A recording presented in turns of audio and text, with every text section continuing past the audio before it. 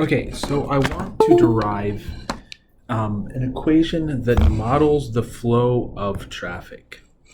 So we're going to make some assumptions. We're looking at a long highway.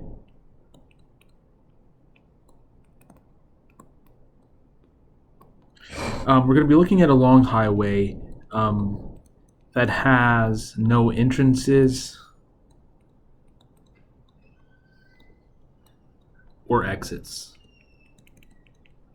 Okay, so there's going to be some long highway. It doesn't have to be straight, but the math is going to be the same no matter what. Some long highway like this, and there's going to be no entrances or exits. And so kind of, I'm not even going to say this, but we're also assuming that cars cannot just materialize out of nothingness, nor do they just kind of disappear. So we're going to define a few things. Rho of xt is going to be sort of the kind of instantaneous density. This is going to be the number of cars at location x at time t per meter, or let's say per mile. So if I'm looking at if I'm looking at the highway kind of long ways away, then rho of xt is going to be the density of cars. I mean, this is kind of a weird thing to think about with cars, because if I'm looking at a particular spot on the road, there either is a car or there isn't a car there. But we're kind of thinking about looking at from a long ways away, and this area over here has a certain density, and that area over there has a certain density. U of xt. This is going to be the speed of the cars. So this is another assumption. It's kind of like a one-dimensional assumption that the road might be multi-lanes, but all the cars in all of the lanes are going the same speed. So U of xt is the speed of cars at time t and location x, and this is going to be measured in, let's say, miles per hour. And now we're going to introduce a new sort of thing. We're going to call it Q of xt, and this is called the flux. This is equal to the number of cars passing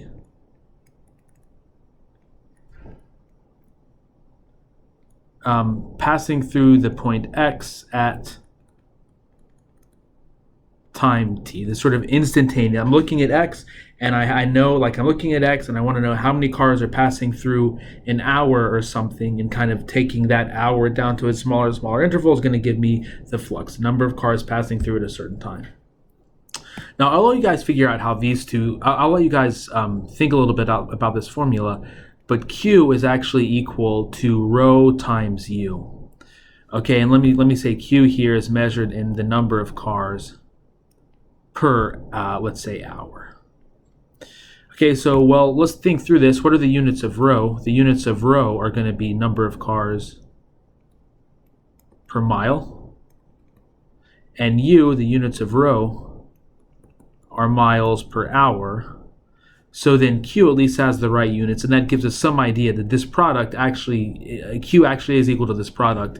If we think about it, the density times velocity being equal to the flux, that's the rate out or the rate in, depending on your perspective. That's very similar to what we saw in the previous video as well, when we were modeling like something flowing in a pipe. And really, this even gives a good way to think about rho, because Q kind of makes sense and U kind of makes sense. Rho, talking about the density at a certain point with cars, seems a little strange. But if you kind of relate it this way, I think it makes a little more sense. But anyways, that's what we have. And so now we want to derive a PDE. So we're going to begin with conservation of cars. Conservation of cars says, well, let me set up, I didn't mean to draw that. We've got a little segment of road here. This is going to be A. This is going to be B. What conservation of cars says is the number of cars in the interval A to B changes only due to cars entering or leaving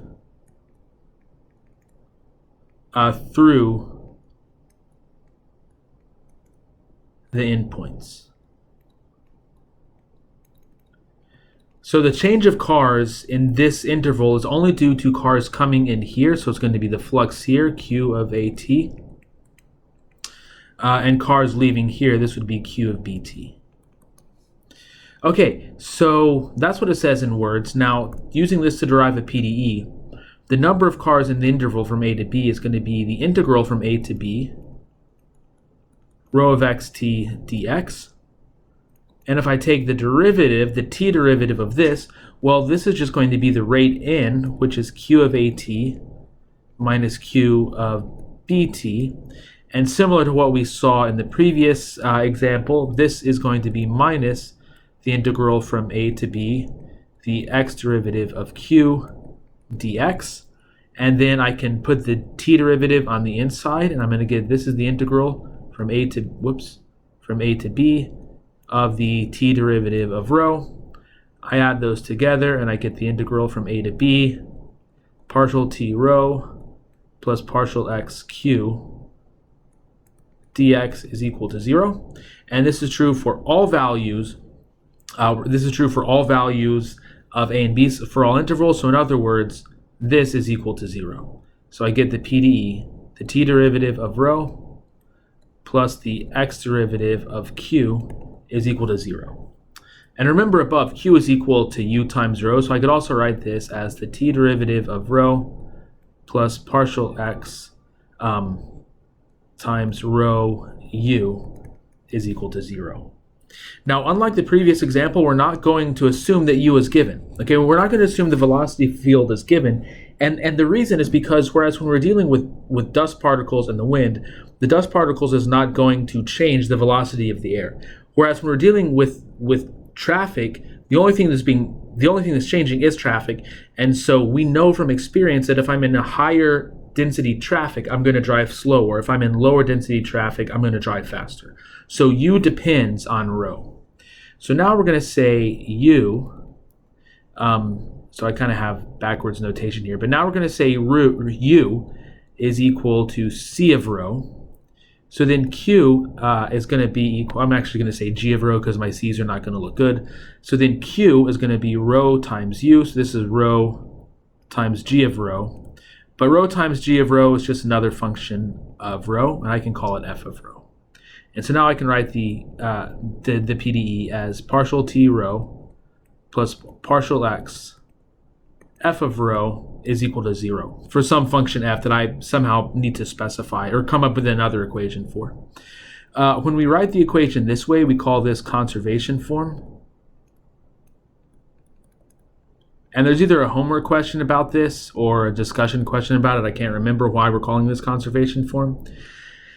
If I use the chain rule and compute the x derivative here, this becomes the t derivative of rho plus f prime of rho times the x derivative of rho is equal to 0. And this is non-conservation form.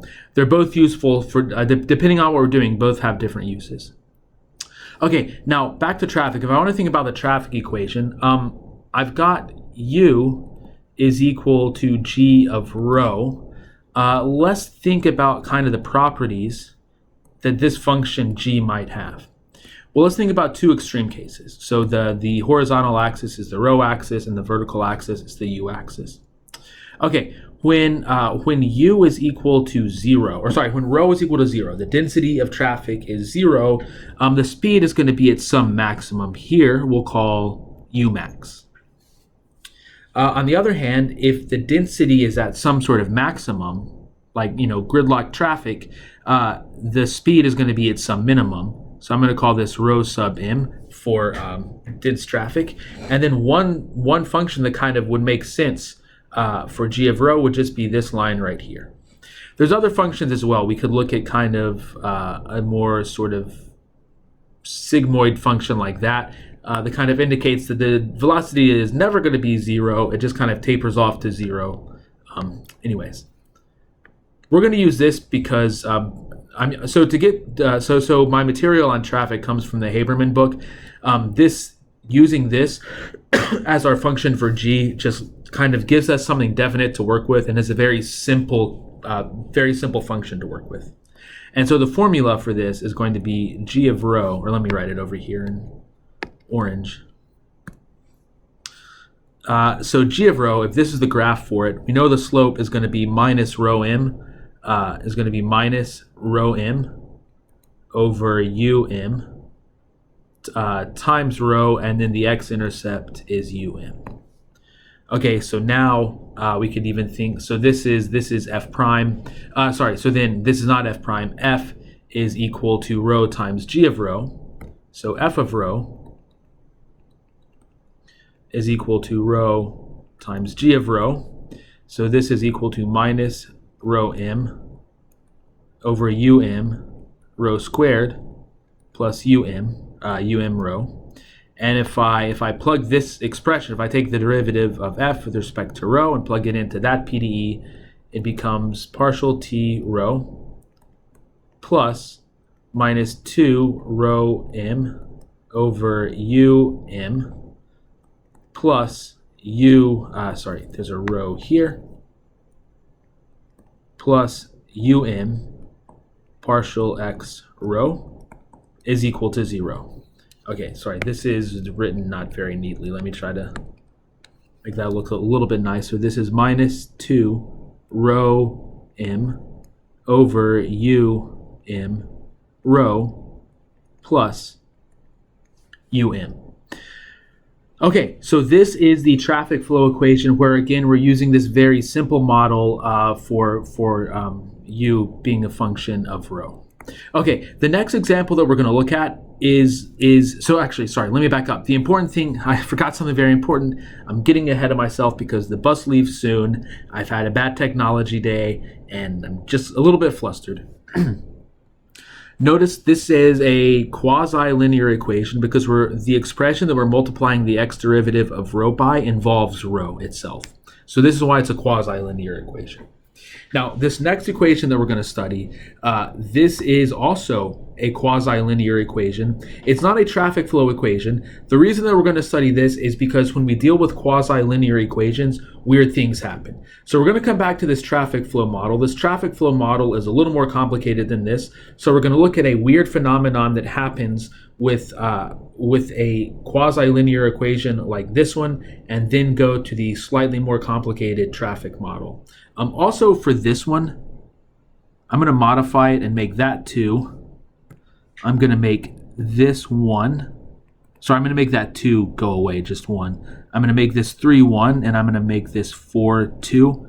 The only reason I'm doing that is because I'm going to be graphing characteristics over here, and I was getting characteristics with like very, very flat slopes, and it was difficult to kind of graph on this thing here. So we're going to use this, and we'll do that in the next video.